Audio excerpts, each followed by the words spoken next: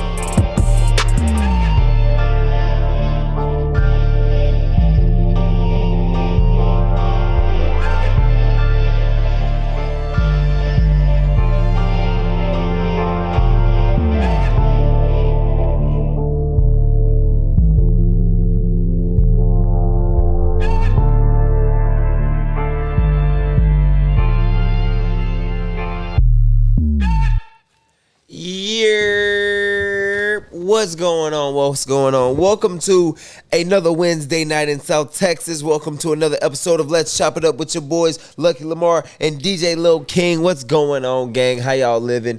And today, we gonna get into this music thing. Me personally, I'm kind of excited. What's good, everybody out there? What's good, man? You keep chopping out. Let me get my shit together, y'all. Nope. But yeah, we got a special, exciting episode for y'all today, man. We gonna be getting into the music, the culture, Texas culture. Of course, we're gonna get into that Swisher House talk. You know what I'm saying? SUC. There you go. SUC. So there is there a difference between SUC and Swisher? Like, oh yeah. We could go all through that. Okay, man. I'm about to learn because I'm an outsider still. You know what I'm saying? But I'm excited because 2 days from now, I get the Carter 6. And I don't care what nobody else say. I don't care who's a fan of Wayne. I don't care who's not a fan of Wayne. That's my guy. So when that album drops, I'm gonna be listening to it religiously. It might just get me back into the gym. So it just might get me back on track, dog. So what would you say is like that artist that like does it for you? Like, you don't care what nobody say, like that's your guy. Like, people might say he's the GOAT. People might say he's terrible. Like, who's your guy? Man, I can't really pick like a certain artist. Just if anything, it would probably be like DJ Screw, but DJ Screw is like mixtape, so that's like it's gonna be a variety. Yeah. So I think like hearing DJs go off does it more for me than hearing rappers go off. So whenever y'all hear rapper, y'all like, oh shit, he got the bars. Like, yeah, to me, don't get me wrong, it's cool as shit, but I'd rather see a DJ doing all the tricks. Like, I get off to seeing the DJs doing all the doing all the tricks and shit. Like, the rappers get off to, like, the other rappers spitting the bars, or fans get off to rappers that have bars or coming with bars, whatever. They be like, how the hell did he get that scratch with that fade into like that blend, and he leads it out with that song? Like, or not more just I like the trick shit. That's what we talked about the other day in like the group chat and shit. Like, I like the trick aspects of all the playing the songs and all that is cool, but I like to see DJ tricks. Like, go behind the back, go under the leg, fucking do it with your elbow. You know what I'm saying? How you going? Okay, like here. Yeah. Okay, behind the back. Okay, so what's the best combo you ever put together? Like, me personally, it's probably like some behind the back shit. Okay. That, bruh, like, you should make, like, you should. Alex, what up, Alex? Hey, DJ Screwful. So, I don't know, but like, I genuinely love like all kinds of music, bruh. Like, do you like country music? Probably not. Nah, and I'm trying to like growing up, we did like listen to like a lot of Swish House. So I guess like growing up, probably like in middle school, not like in middle school and high school, it was like the Freestyle Kings and like Swisher House and shit like that. You know what I'm saying? Screw was a little bit before Swisher House, and then we would listen to the Screw like after like the Swisher House phase kind of like died out. So y'all's version of Swisher House and our version of the Swisher House is probably like two different things. Like when you think of Swisher House, you probably think of like Mike Jones, Paul Wall. Who do you? Okay, no, okay. when I think of Swisher House, like I think Big Mo, Fat Pat. No, that's definitely like, not so, Swisher like, House. Okay. Again, but like you have to excuse me though. Like I'm not from like I like again coming from like when I got to Houston, like it was already like phasing out. Yeah, you know what I mean. Like I seen the swangers and shit, but like I wasn't there like when y'all niggas like on the scene type shit. Like I was just getting here, so like to me, like when you get here, they just teach you that's just all blended. Like they don't give you the proper history lesson. You know okay, because by the time you got to Texas or Houston, it was kind of 2007. Okay, it was before you kind of like, let's just say probably from like the early 90s, probably all the way up until like 2005, maybe early 2006, there was like a north side versus south side, like Houston beef, as they would say. So where like. So who was on what side? Swisher House was north side, DJ Screw and the SUC, that was south side. Okay, so who was on each different squad? Like you got okay, let's go. Like this is gonna be your favorite conversation. Like this is probably a conversation you have been dreaming of because like Freak, I genuinely like I'm a blank slate. Okay, I don't know like I don't know who like I don't know what side this guy's on, that guy's on. Like I thought they were all under the DJ Screw umbrella. No, definitely not. That's how like people who aren't from Texas. That's how like you get explained it. That everybody's under the DJ Screw umbrella? Not like that. Everybody's under that umbrella, but like nobody takes the time to actually genuinely like, hey, bro, this guy was screwed. This guy was screwed. Like that, bro. Like no one ever breaks it down. They're kind of under the umbrella without being under the umbrella because like Swisher House and them came up off of DJ Screw's sound.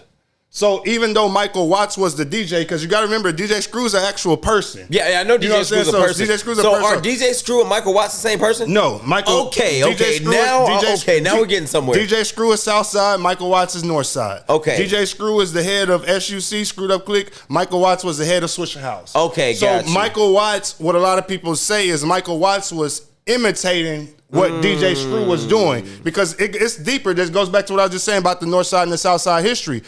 North Side dudes weren't able to go. It was such split. Like North Side dudes weren't able to go to the South Side to rap on DJ Screw tapes. DJ Screw tapes was a South Side thing, and that's back in the day, like when you needed like the DJ, DJ had to like put the artist on, like because that's how we like me personally. Like that's how I like got on a lot of like West Coast music, like Sibo, Spice One, and like just different artists that I would never buy their CD if I was in the damn music store, but hearing it on Screw tapes and hearing Screw do his thing to it, that like you start taking a liking to that shit. But like Michael Watts was definitely North Side, DJ Screw was South Side, and also this is at a time. What's DJ Screw's full name? Robert Davis. Okay, Robert Earl Davis. This is at a time. Okay, now got you. And you got to remember too, like this shit was so deep, it started hitting other cities to where.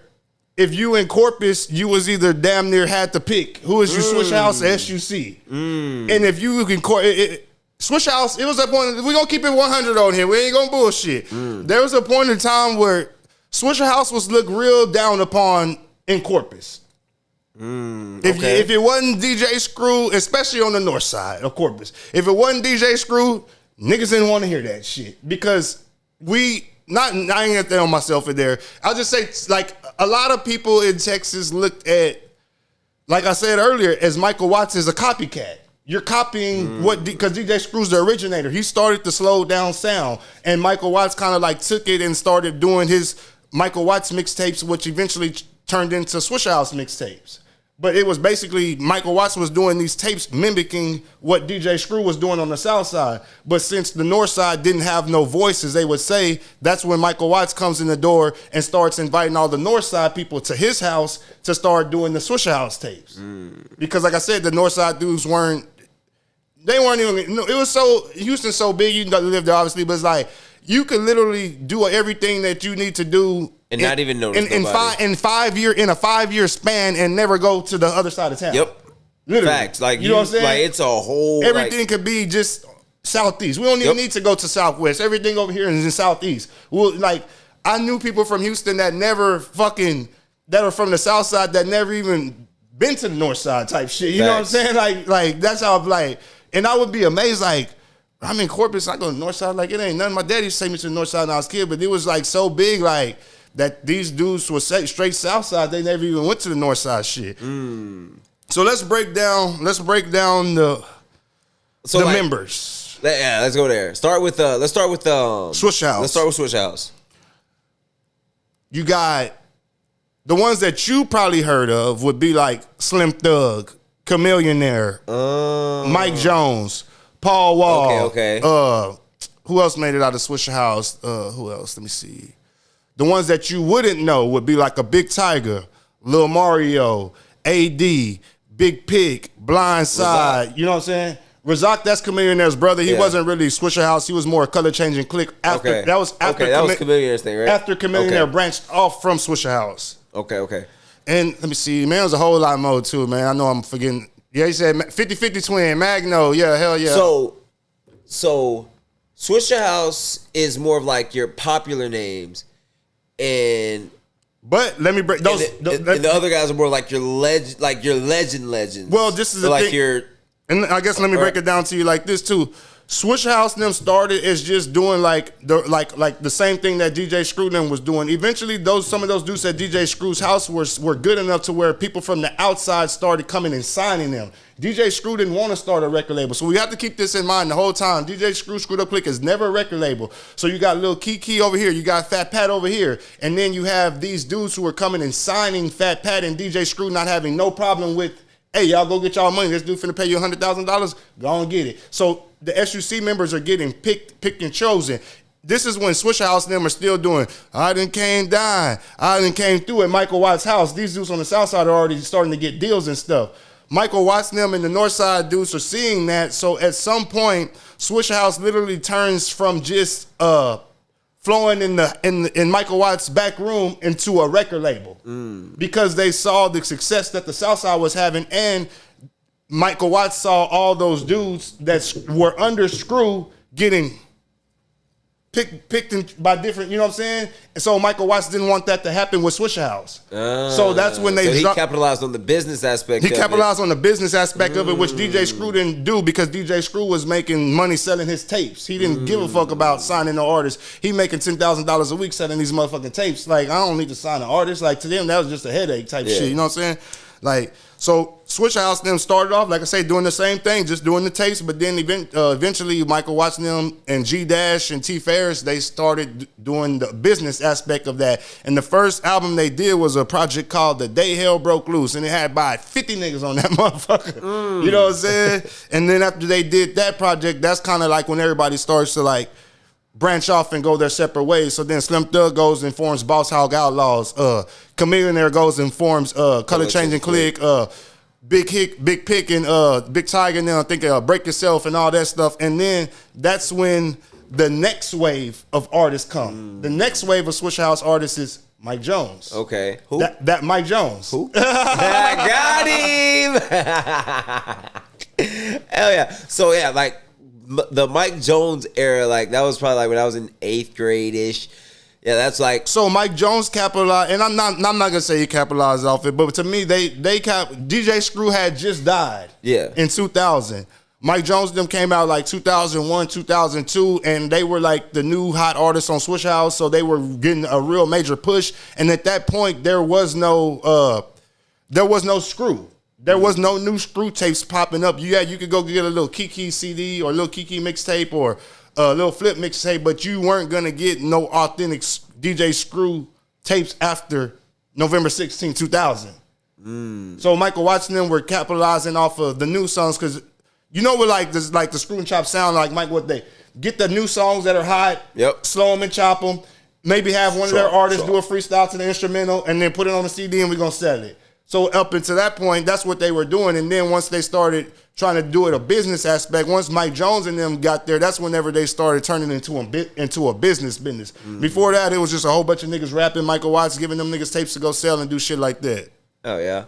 So where do like names like Big, like Pokey, Big Hawk. Okay, then let me run you down the SUC members. Okay, that's where you get Fat Pat. Okay. Big Hawk, they're brothers. Okay. You get Big Pokey, Lil Flip, Lil Kiki, Wood, Youngster, Grace, Lowe's. Man, there's so many shit. And see, like, again, like, not like being immersed in the culture like that. Like Big Mo, like, you know what I'm saying? You wouldn't even like. Yes, you would like think they were all independent. But like you wouldn't think like they were like two totally separate entities. Like you would think like that everybody was cool with each other. Like ESG, they all made like everybody was under one umbrella. Like definitely not. Like so to actually sit there and learn that's kind of dope, bro. Like because like if you like my favorite are like.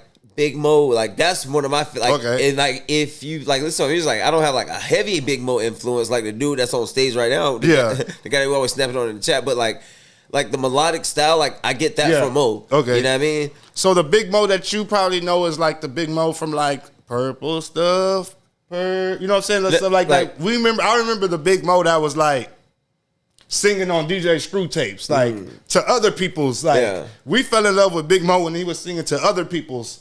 And see that's how it is with like me with Wayne, like like how a lot of people like, oh man, only like I love Wayne because of like the Carter 3. Like no nigga, like for me it was the drought 2, Drought 3. Like the Drought 3 is the reason why I'm still like I am a Wayne fan. You know what I mean? See, I never listened to none of that shit. I didn't get off into Lil Wayne until the whenever like man, it used to annoy me whenever people won't listen to that shit because it was just everywhere. It was everywhere. Yeah, shit was just annoying. Like I remember I heard that No Ceilings, was it part 1 or the one with the one that they did the remix to right now that they playing that song with that country girl and that girl that be dancing all the time, that Dangerous song.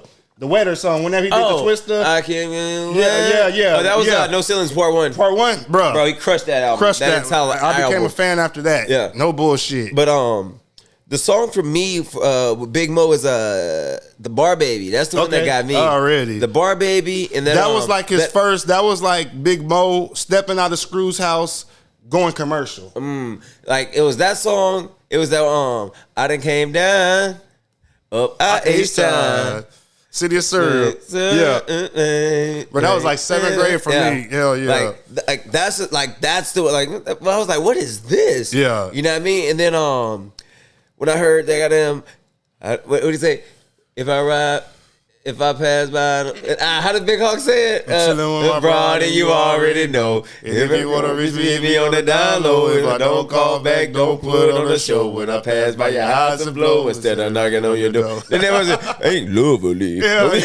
Bro, I was like, what? So like, I would say honestly, I was more of that side of the fence, and like those two. So you weren't on the. So hear me out. Check this out. So those two, it was Big Mo, Big Hawk, but out of all of them, my favorite was Chameleonaire.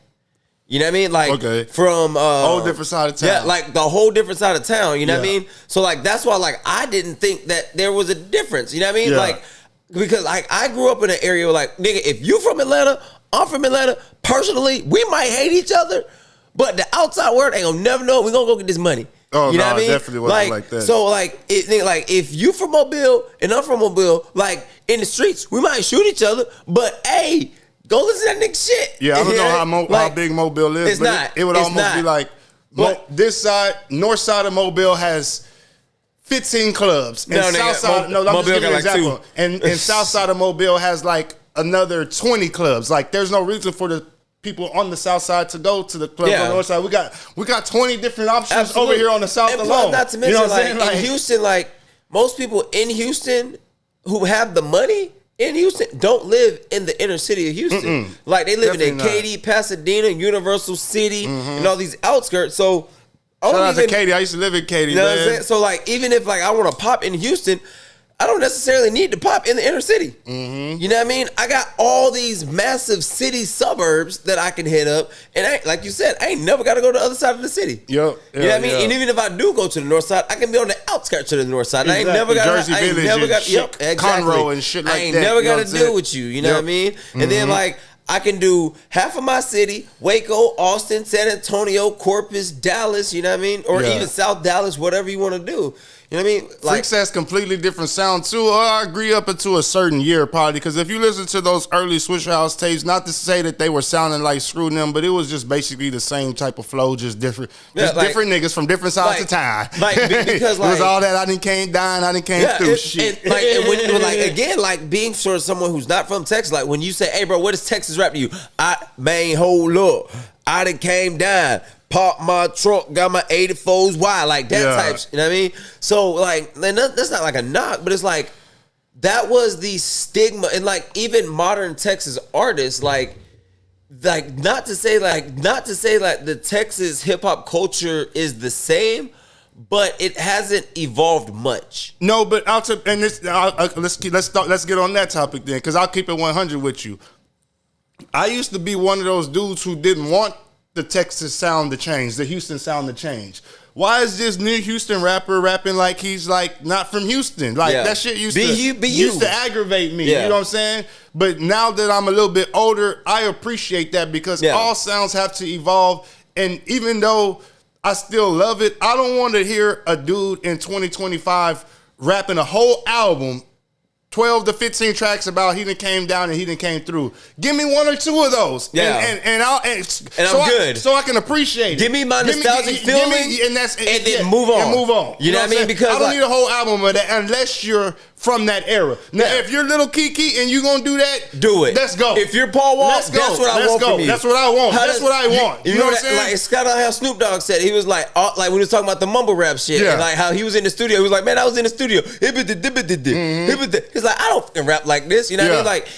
If you are a Paul Wall, and like the crazy part about Chamillionaire is like the reason why he was one of my favorites. Like he could do the I done came down in the 84s, and then he can give you something like Good Morning. Then he can give you something like Riding Dirty. Sorry you didn't reach me, just an answer machine. I think Sorry, I'm not by the phone. I know y'all know that one. But you know that I'm going to call you when I get home. You know what I heard that? I heard that. I got a Dyke Jones. Who? That was on the same album. Yeah, that was on the same shit. Hell yeah. What did he say?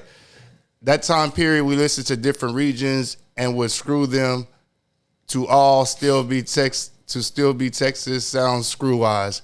Yeah, well, see, because that's the thing too. And this is I ain't gonna say this is what you're saying, but there was a point in time after Screw passed away and a little bit before Screw passed away to where if you were from Texas and you were embedded in the Texas culture, you didn't want to hear nothing regular. Yep. Bro, you know, DMX came out with It's Dark and Hell is Hot. I'm going to the Trade Center to look for the bootleg version that's slowed down. I know it wasn't going to be chopped because I know it wasn't no DJ. And honestly, I didn't want the regular version of nothing. I wanted the slowed down version. It ain't even got to have the chops, but it got to be slowed. You know what I'm saying? Bless you. I'm saying, like, now that part I did grow up with. Like, that part was still around when I first got here, like 8th grade, right? Like, and Wayne said it too. And you know it ain't shit if it ain't been screwed up. Yeah. You know what I mean? That was still a thing. You know what I mean? Okay, I got a question. And then Freak too, I want you to answer on this too. Like, okay, you have one chance to show someone who's not from Texas, chopped and slowed and all that good shit, right? Are you like you got one bam? Whose tape you pulling out? Screw or Michael Watts? Screw? You can't pull out a Michael Watts. That would be a disgrace. And a disrespect to any and everything DJ Screw stood for, represented, any and everything that the screwheads of today stand up and represent and all that, because like Michael Watts says that he got the thing from Screw. So it's almost like getting the second dude to be the representative of something whenever the original is still there. And even though DJ Screw ain't still here, his music still lives. There's 300 damn DJ Screw tapes on YouTube. Facts. You could go to the goddamn Screwed Up Records and Tapes where DJ Screw's shop, it ain't his original shop, but it's still ran by his family, which is the original people. Screwed Up Records and Tapes, the original one was on 7717 Cullen Boulevard. Now they're on 3538 West Fugate, Houston, Texas, and get an authentic DJ Screw CD. They don't have the tapes, but you can get an authentic DJ Screw CD. So it would be like, you definitely like, if anybody was to say Michael Watts, then like that's they can't be a screwhead. I felt that. You can't be a screwhead, man. I felt that. It's like saying we need to get a representative for basketball. Do we get James Naismith, or do we get what was the coach for Kentucky back in the day that won all them titles? Rupp, Adolph Rupp. Rupp. Do we get James Naismith or do we get Adolph Rupp? Well, it's like, well, what the fuck did Adolph Rupp learn? There wouldn't be no basketball if it wasn't for James Naismith. You know what I'm saying? The fundamental. Adolph Rupp, yeah, he may have been a GOAT in this shit, but there would be no Adolph. Adolph Rupp would be doing something totally different if it wasn't for James Naismith. Facts. So Michael Watts would be doing something, and not saying something totally different as far as DJ. He may still be a DJ, but if there wasn't for no DJ Screw, there'd be no. Michael Watts would just be another Houston DJ. He wouldn't be a DJ that's known for slowing down music. Facts. Does that make sense, Freak? It makes sense to me. It's like you going to the dude, like the Naismith and Rupp conversation is more of like, hey, bruh, not the fancy shit, not what Michael Jordan did with the game, not what Coach K did with the game. When you first invented basketball, what was your intention? So you can't get nothing better than to be a representative of something than the actual inventor or a piece of history from the inventor. Facts. And as we're talking music, if we're talking about you ought to show somebody who has no idea what Houston or Texas music culture is, and you want to show them like what slowed down music, not even just, we're going to say slow down music in 1 60-second setting, I'm going to give them a DJ Screw tape because one other thing, DJ Screw is going to do more tricks than Michael Watts, and DJ Screw is more of, it's going to be more raw. If DJ Screw messes up, you're going to hear him on the Screw tape fixing it. As far as Michael Watts would just go and get on the computer and just cut and then do it over and just fix it. When a Screw tape, and that's the thing, you have to realize a Screw tape too. A Screw tape isn't just a Screw tape. A Screw tape is a party. A Screw tape is people coming into this door. You got an 8 of some drink. We got 20 sweets. We're passing the mic around. We're talking about, man, shout out to Roy, you know what I'm saying? He couldn't make it tonight, you know what I'm saying? But hey, keep your head up, player. Yeah. Like, so it's a party on a tape. To me, that's what I look at DJ Screw. DJ Screw, I don't look at DJ Screw tapes as just, oh, this is just a tape. This is just June 27th. Because to me, I listen to the words that the people are saying on the tapes that they aren't rapping. Shout out to my boy, such and such over there on the south side. I see you riding clean. Like, the tapes tell a story. And Michael Watts tapes, they don't tell stories. They're just songs that are they're just mixtapes. They're just mixtapes. Screw like tapes you can feel that's why they call them chapters. That's why the Screw tapes are defined as chapters, because each one of those Screw tapes tells a different story. And each one of those Screw tapes was all made and commissioned for a different person. So you want your tape, you come to, say I'm Screw, you come to me with your songs and you pay me your $10 and I'm going to call you and tell you whenever it's time to do your tape, you're going to bring your homies over here and we're going to sit here and we're going to do the tape. So to other people who hear it, it might just been a tape, but to you and your homeboys who came over here, it was a fucking experience. Facts. We fucking made a tape with Screw, I freestyled on that motherfucker, and I got to shout out my mama and my daddy. You know what I'm saying? Like they wasn't doing that on Michael Watts tapes. Facts. Or if they did, he just cut it. Heard that. If you got on the DJ Screw tape and I may rap first and my rap may have been shitty and then you came right behind me and straight killed it, that's all staying. Michael Watts, if I rap shitty and you came behind me and killed it, I'm gonna get cut. My shit gonna get cut. So that's why I like DJ Screw, because DJ Screw is just more raw and authentic, and I like my shit. The way I like to copy my shit, like, is more of like an imitation of DJ Screw, because I'm doing it raw and authentic. If I mess up, we'll bring it back or something, but I'm not sitting there cutting and pasting and cutting and pasting and adding. It's like, it's still that organic. Whenever raw I feel. press record and whenever I stop pressing record, whatever the fuck happened on there is what the fuck you gonna get. So if you're gonna say fuck your baby mama on the tape, you better be sure because in 2, 3 years or 4 years from now, if you and your baby mama back together and you're playing this tape and you said fuck your baby mama on that tape, that's just what it is. What it is, hey? You know what I'm saying? So I'm gonna get it's raw, and that's why I like the DJ Screw, and that's why you can't nothing compare to the original, because it's just the raw and authentic.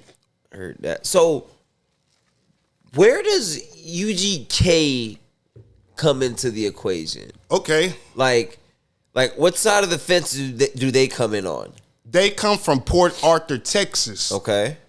Okay. I know that. Like, I'll break this down. They came from Port Arthur, Texas. They walked into a flea market in Houston called King's Flea Market, and this dude named R.I.P. Russell Washington, he had a sign up in the flea market. Imagine going to the Corpus Christi Trade Center, and there's a sign up at one of the music stores, and it says, "We're looking for rappers. Bring us a demo tape." God's plan. So they go to the flea market, they see the sign, they have their demo tape, they give him the tape. The dude listens to a couple of songs, he's ready to sign them on the spot. Mind you, they done drove from Port Arthur to the flea markets in Houston, you know what I'm saying? So Russell ends up signing UGK to Big Time Records. Big Time Records puts out UGK's first couple of projects and gets UGK a nationwide deal to Jive Records. Well, after Jive signed Big Time Records, because Jive, if I'm not, I may be wrong. I got to go back and read this shit, but I think I know my history. Yeah, this is correct. So, yeah, Jive Records signed Big Time Records. Well, after Jive Records signed Big Time Records, Big Russell gave Pimp C and Bun B them checks, and they weren't happy with their money that they got. Because I want to say, Russell ended up getting $150,000, and this is all spoken on the Donnie Houston interviews. You go back and watch it. Russell, the deal was for like $150,000 or $175,000, and Russell ended up giving Pimp C $16,500 and Bun B $16,500. So out of that $150,000, they only got basically $32,000 out of it, and they felt like they were entitled more. Absolutely. But it wasn't a deal for UGK, it was a deal for Big Time Records. It was a deal for it was a record label deal. Otherwise, they wouldn't, you know what I'm saying? It wasn't an artist deal, it was a record label deal. So they signed his label, so he broke them off, but they felt like they were the label at that point. So, but he did have other acts, you know what I'm saying? Shout out to my dog Point Blank, you know what I'm saying?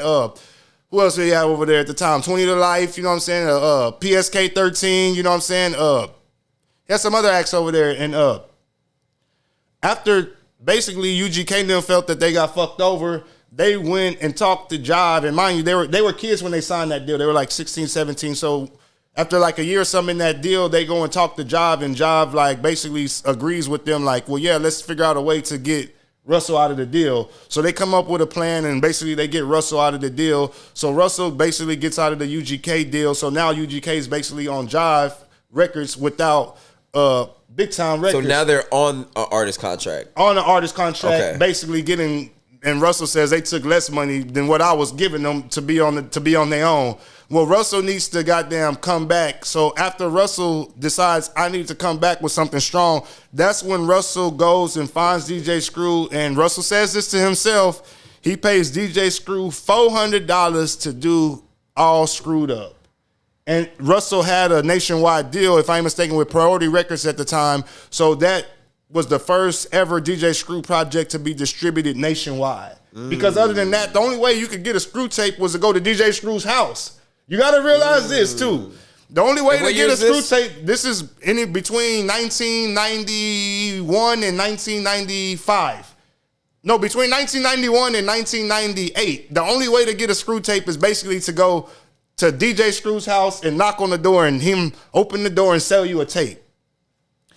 In 1995, Russell figured, like, I got a store. It's so hard to get access to this man and get these tapes. He won't even sell me wholesale because he's selling them for $10 a pop. So he don't want to sell me wholesale so I can make money. So Russell basically commissions Screw to do All Screwed Up, and basically, which is all of the Big Time greatest hits, slowed down and chopped up and mixed all by DJ Screw. Russell presses that up professionally, gets it distributed all nationwide. So if you're in New York, you were able to go buy DJ Screw All Screwed Up because of the nationwide distribution. Like I said, other than that, the only way you could get the damn DJ Screw tape was going to that man's door and waiting for him to open that door and sell you a goddamn tape. Bro, you know, it's just funny how, like, life works, though. The fact that Russell had to lose UGK to Jive for him to have to pivot and go, what the fuck am I going to do next? Yeah. Oh, snap. Back home, this DJ's killing shit. Facts. How can I capitalize on this? Yeah, exactly. How can I get him out of his house? No, well, it wasn't about, it was more about getting him out of the house, but it was just for that one project. Yeah. Because even though he paid him to do that one project, after that project was still in the stores, you still had to go to Screw's house to get the tape. Yeah. So Screw has a fucking nationwide album that's out all over the fucking United States.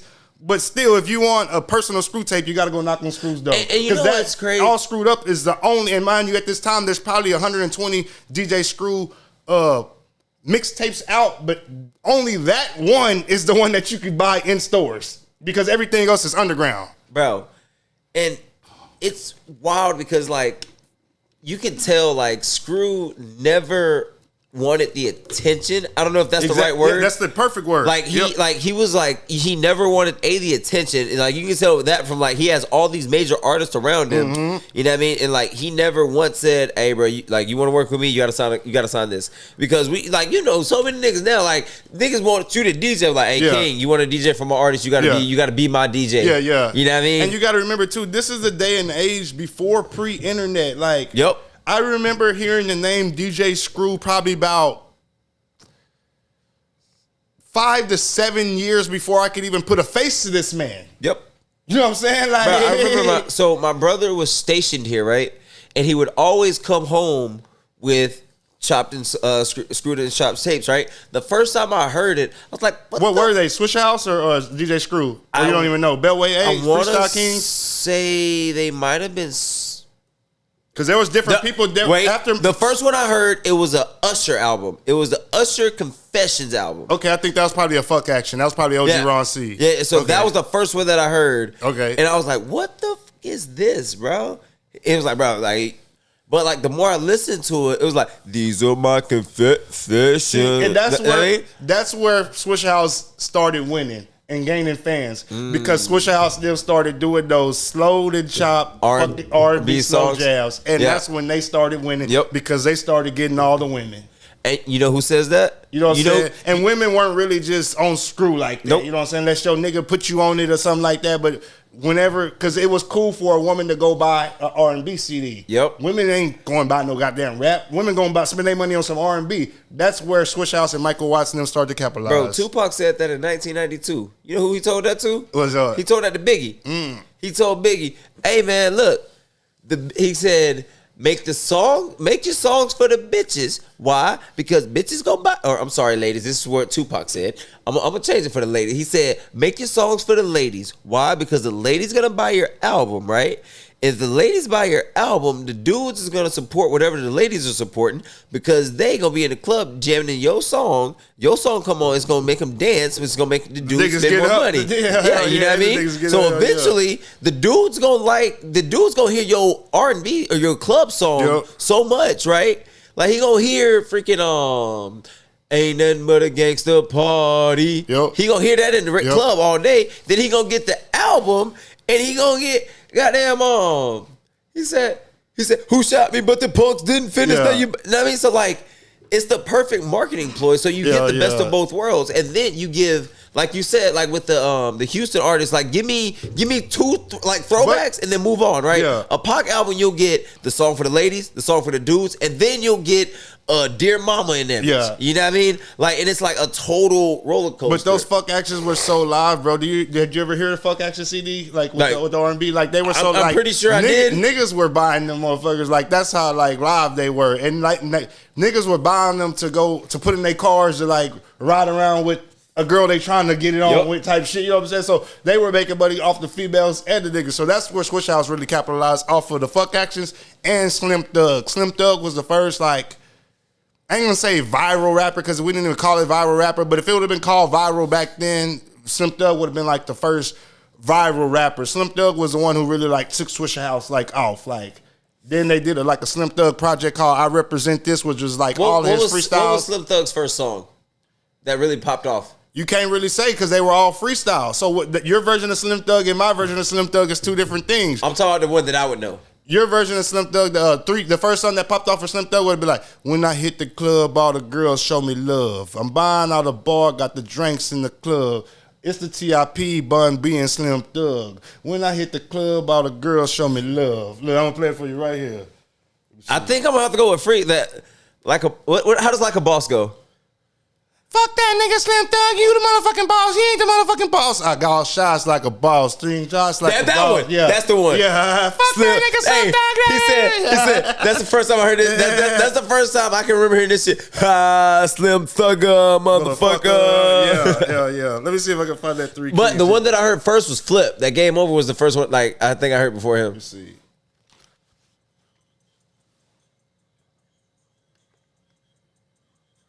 Yep. You remember that one? Yeah. That Lil Jon gave it away. Yeah, with the Lil Jon gave it away. So for when I hit the club, all the girls show me love. Okay, I'm so buying at the bar, got drinks by the dub. So how DJ Screw and Michael Watts and all those DJs were for y'all? Yeah. Nigga, that was Lil Jon back home. Nigga, like already. If Lil Jon came on your shit, bro, he ain't gotta say a word. And like same thing, like he was on so many mixtapes and like DJing and shit. Like he just put himself on like to where Lil Jon got featured on shit just to say okay. Yeah. You know what I mean? So our version of Slim Thug would be like whenever he rapped over R. Kelly's When a Woman's Fed Up beat. See, then I peep the picture. Slim Thug wanna hit you with God split you. My goals are come and get you with my superstar figure. You know what I'm saying? Like, so, you probably never even heard this shit. You know what I'm saying? If I right, freak, like, what did you say? Like the Slim Thug for us would be like the When a Woman's Fed Up freestyle, like the north side, I represent the north side, like shit like that. You know what I'm saying? Yeah. And like the original Still Tipping. I'm still tipping on 4 foes, wrapped in 4 Vogues. Pimping 4 hoes and I'm slapping 4 hoes. I know that one. I'm blowing on that Endo. I'm playing, Nintendo. but the original version, playing my Super Nintendo. You know what I'm saying? The original version, like the Still Tipping version, like he kind of redid his freestyle and made it a song, and he switched out. Like on the original song, he's like playing my Super Nintendo, but on the other one, he says playing my GameCube Nintendo. He said, you know what I'm blowing on that Endo, GameCube Nintendo. Yeah, 5% tint so they can see up in my window. Yeah. Yeah. I got Drake by the pipe, drove by the pine. Man, that's like way later though. That's that's 2002. Like I'm talking like 1998 Slim Thug. Man, you know what I'm saying? I was somewhere. Yeah, 1998 Slim Thug. I got Drink by the Pine. That's definitely like fucking 2002. That was before the Kappa 2002 freestyle shit. But that's the headed to the Kappa. I'm headed to the Kappa for Swaggers and Adapters. Yeah. So being on the outside, like telling you how like the wave hit us in Alabama, like before we got the Texas wave, we got smacked with the Louisiana wave. Okay, what was the Louisiana wave?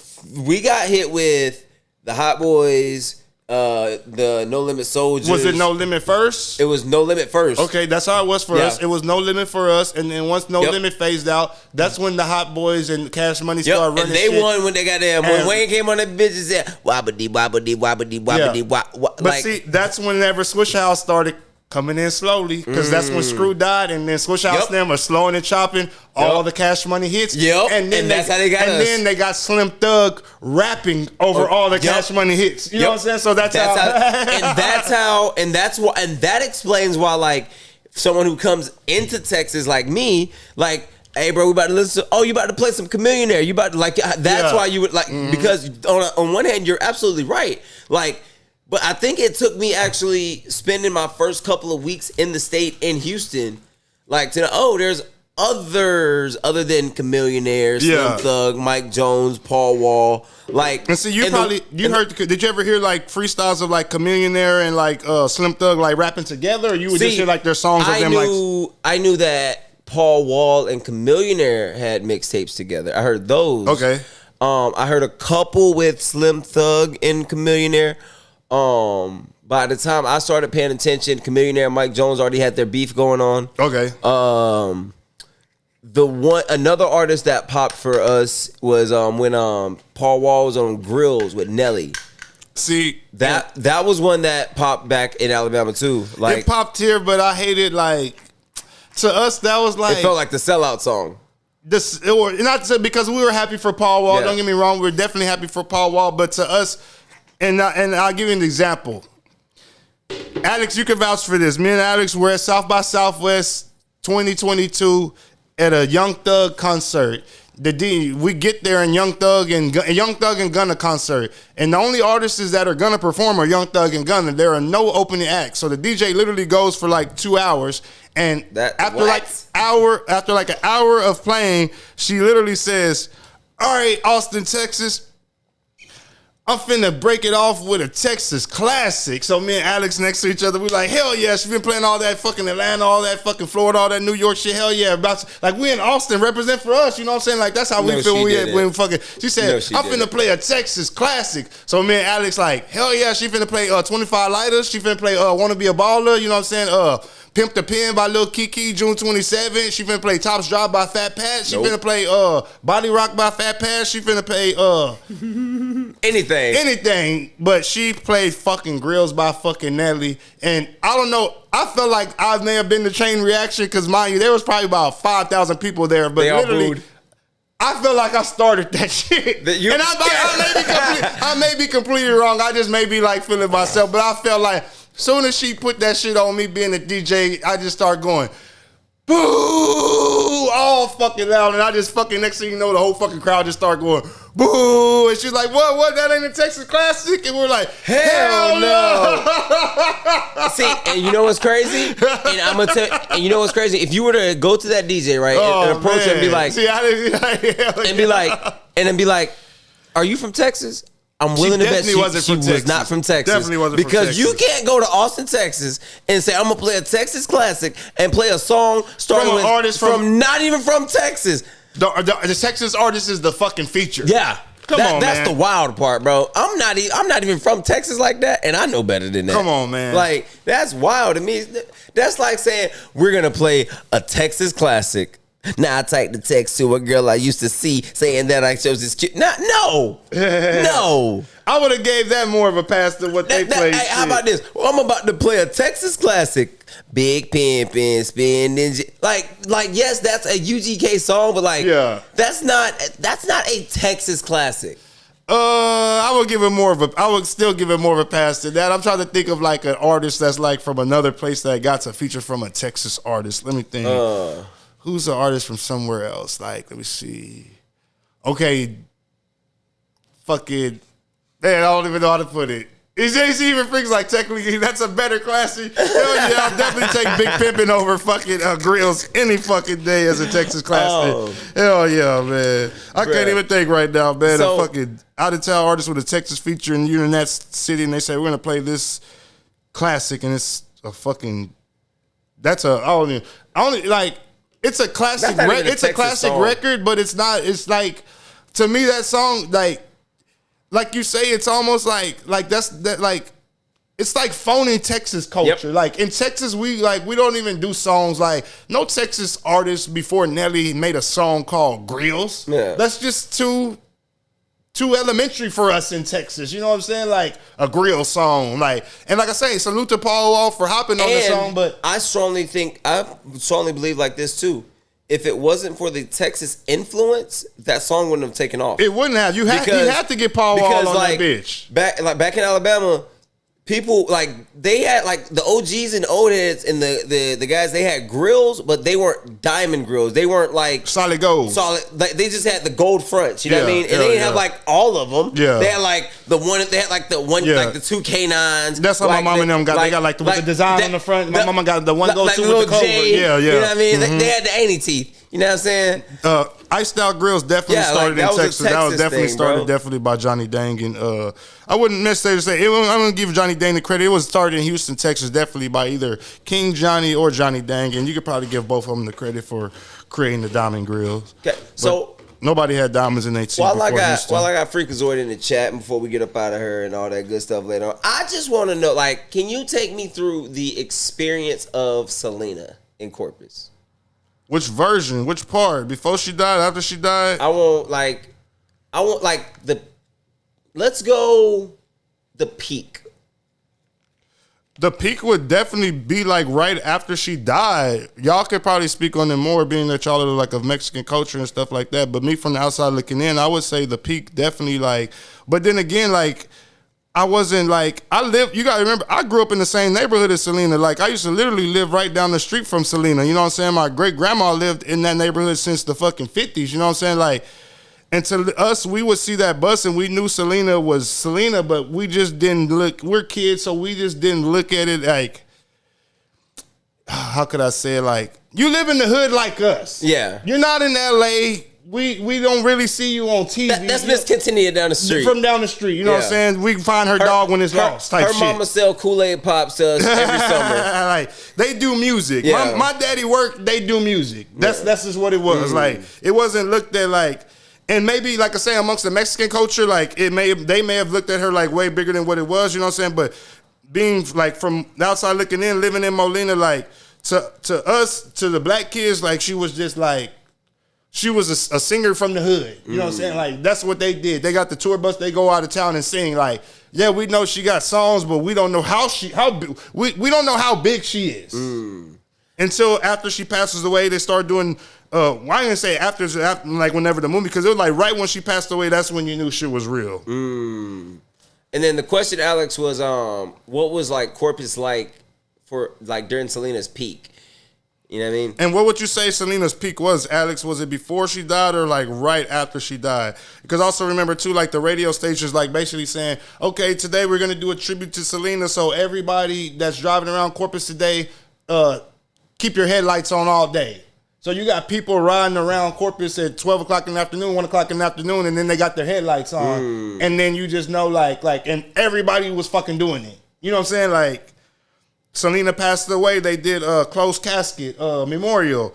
People didn't believe she was in the casket. They thought it was just a casket that was empty. So their family was basically forced to open the casket and do an open casket memorial. Yep.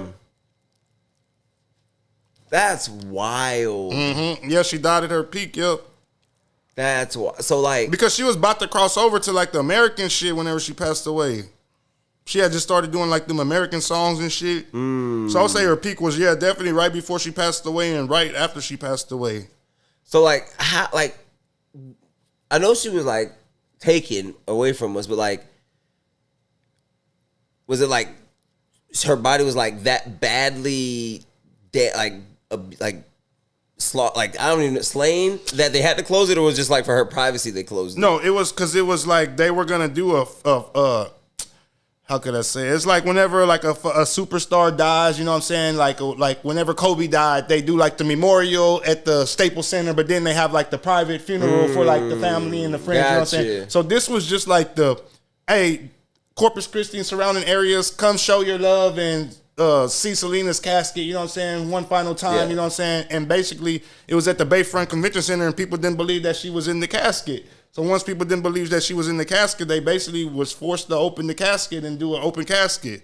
But it was still a good distance. It wasn't like you could walk away and look right into her casket or touch nothing. Yeah. It was still basically like a good 20 feet from like where they had the like the rail like and the ropes and shit like that. But you could see her in the casket with the purple dress. They end up posting the pictures. Man, it was crazy because I want to say like the 5 o'clock news came on. They were like, yeah, they're having the Selena memorial downtown at the Corpus Christi Auditorium, but I think there's Bayfront Auditorium or something, whatever it's called back then.